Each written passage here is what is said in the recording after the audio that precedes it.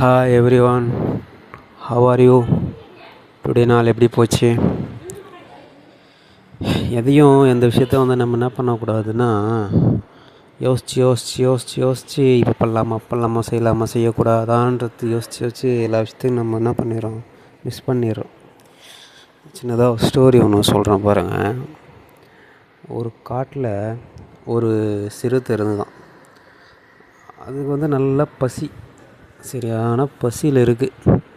அது என்ன பண்ணுறது, பசி இரையை தேடி சுற்றினே இருக்குது. எதுவுமே கண்ணில் மாட்டல. நம்ம ஆறு பகுதியில் பக்கமாக போகுது, அங்கேயும் அதுக்கான ஒரு பசி தீர்க்குற அளவுக்கு எந்த ஒரு விலங்கும் அங்கே இல்லை. அப்புறம் மலைப்பகுதிக்காக ஒரு பக்கமாக ஒதுங்குறப்போ தேடின்னு இருக்கும்போது அங்கே பார்த்தீங்கன்னாக்கா ஒரு கருப்பு மான் இருக்குது, நார்மல் மான் இருக்குது. என்ன இது கருப்பு மான் நாங்கள் பார்த்ததே இல்லை, ஏன்னா புதுசாக சொல்கிறதுலாம் நீங்கள் யோசிக்கக்கூடாது. ஸ்டோரி சொல்கிறேன் ஒரு எடுத்துக்காட்டுக்கு, அவ்வளோதான்.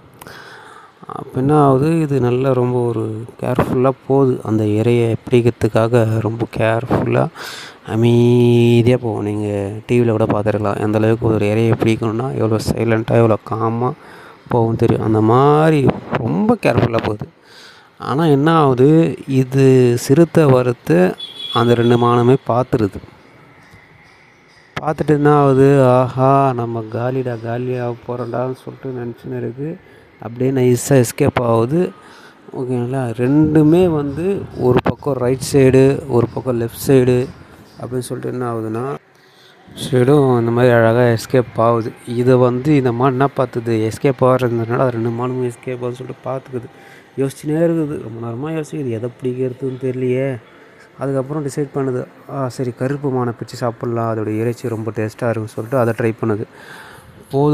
போது அதால் பிடிக்கவே முடியல. ஏன்னா அது முன்னாடி அலர்ட்டாகி ஓடிச்சு. அதனால் முடிஞ்ச அளவுக்கு துரத்துது, ஆனால் பிடிக்க முடியல. ரெண்டாவதுனா இப்போ சரி இந்த நார்மல் புள்ளி மானை, சரி அதாச்சும் பிடிச்சி கிடைக்குமான்னு சொல்லிட்டு அதை போகுது. அது இதை பிடிக்கிற நேரத்தில் அது எங்கேயோ பஞ்சாப் பறந்து போச்சு. அப்புறம் அதுவும் இல்லாமல் இதுவும் இல்லாமல் பசியிலே வாடி நின்று போச்சு. ஓகேங்களா?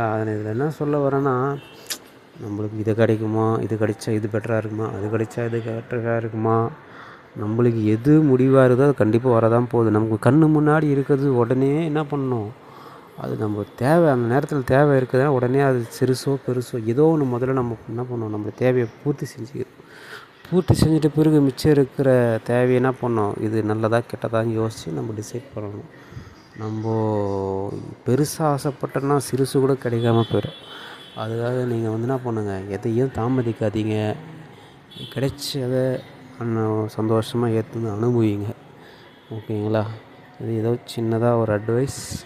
பிடிச்சிருந்தா ஏற்றுங்க, பிடிக்கலன்னா விட்டுருங்க. ஒன்றும் பிரச்சனை இல்லை. பாய். அடுத்த வீடியோவில் பார்க்கலாம்.